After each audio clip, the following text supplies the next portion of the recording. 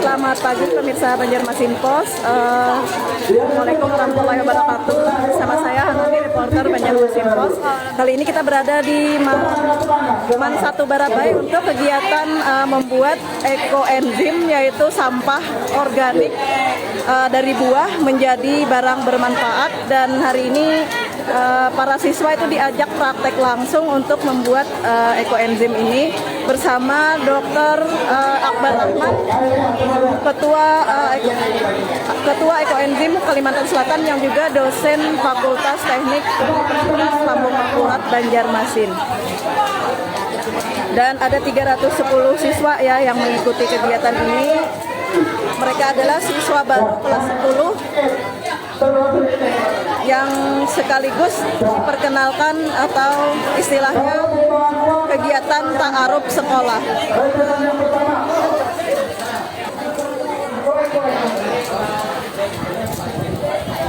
Nah, biar diberikan kepada yang lainnya. Biar nanti coba ada.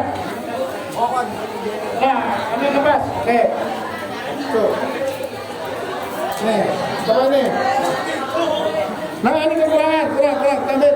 Siapa yang lebih? Kurang aja.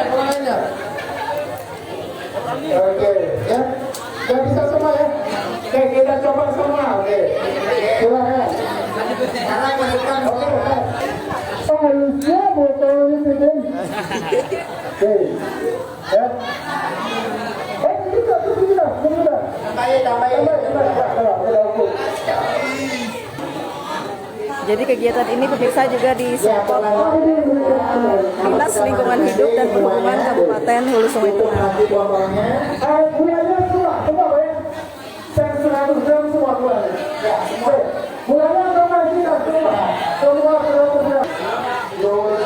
Nanti apa itu ekoenzim dan seperti apa pembuatannya dan kegunaannya, nanti kita akan bertanya langsung dengan Pak Akbar Rahman ya, yang hari ini sebagai instruktur membuat produk sampah organik dari buah-buahan menjadi beraneka barang seperti sabun, menjadi disinfektan dan lain-lain. Ini produk-produk ekoenzim. Nah, jadi ini salah satu antara lain produk-produk ekoenzim tadi pemirsa yang dibuat dari sampah organik berasal dari buah-buahan.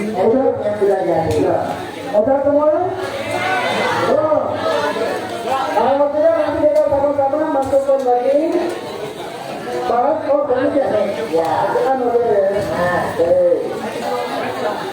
Pak, sebentar, kalau buah limbahnya belum. Ini apa sampahnya? Kulit nanas, kulit mangga, sama kulit kecapi ya, kecapi. Timun. Silakan masukkan. Ya, masukkan semua. Ini ada juga biar mantap. Kulit buah naga, kulit apa namanya, pepaya.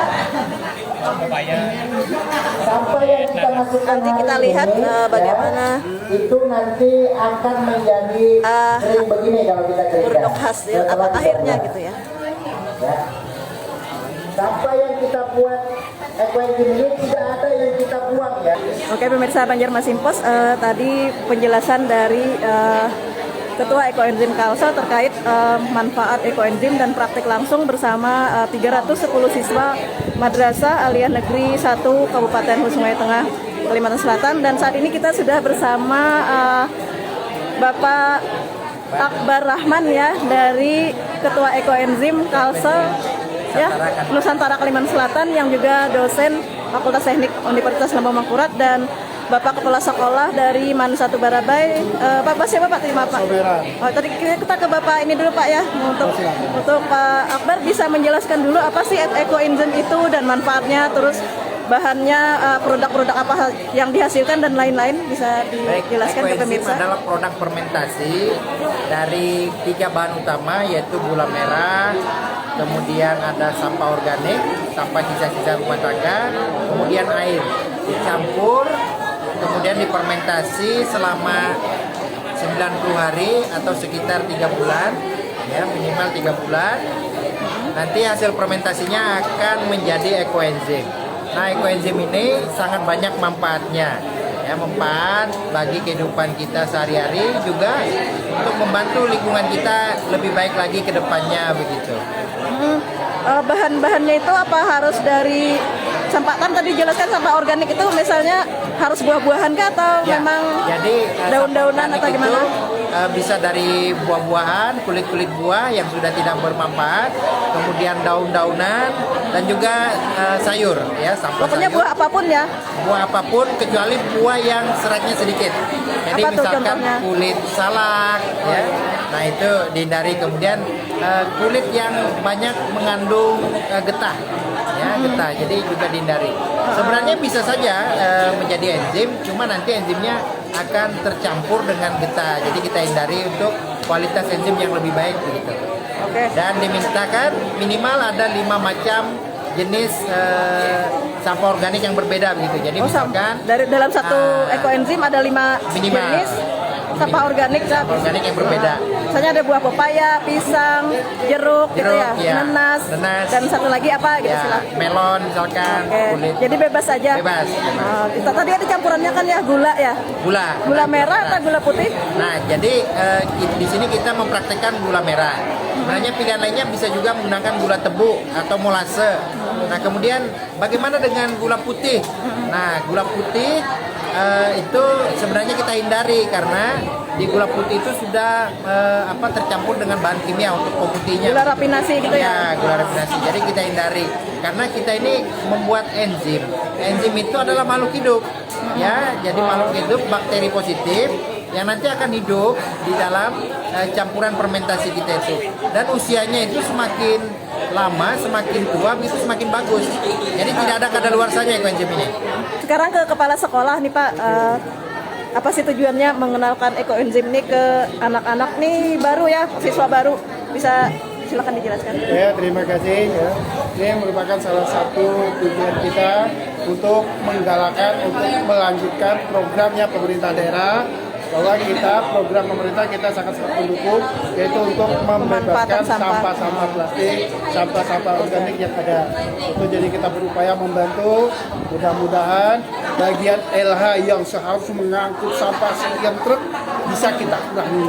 Minimal memanfaatkan, mungkin lebih ke Iya, memanfaatkan kalau untuk organik. Oke. Di samping itu juga ya kita minta melatih siswa, nanti kan ada bank-bank sampah yang bisa mereka buat. Sekarang kan baru sampah ini, mungkin ada sampah plastik, sampah apa yang harusnya bisa dimanfaatkan dan jadi duit, kita sarankan itu bisa. Iya, ada bank sampah dan sebagainya. Dan program ini memang kita rancang, kita sekolahnya termasuk sekolah yang ditunjuk sebagai pilot project kurikulum Merdeka. Di dalam kurikulum Merdeka itu memang ada bagian pembelajaran itu yang menggunakan proyek. Nah, jadi nanti insya Allah proyek-proyek ini, proyek pembuatan ekoenzim akan kita buat di dalam program pembelajaran.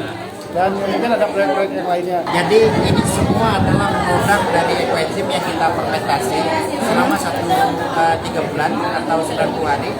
Di mana di sini mungkin ada warna yang berbeda.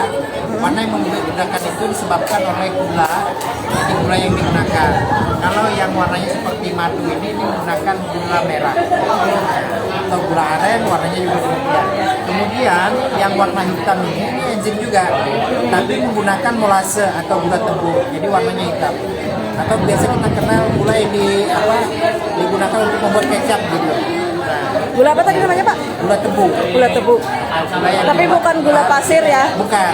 Nah, kita tidak menyarankan untuk menggunakan gula pasir karena gula pasir itu sendiri pada proses pembuatannya sudah menggunakan bahan kimia. Jadi enzim ini adalah bakteri positif. Jadi di sini sebenarnya makhluk hidup gitu ya, makhluk hidup yang hidup di dalamnya.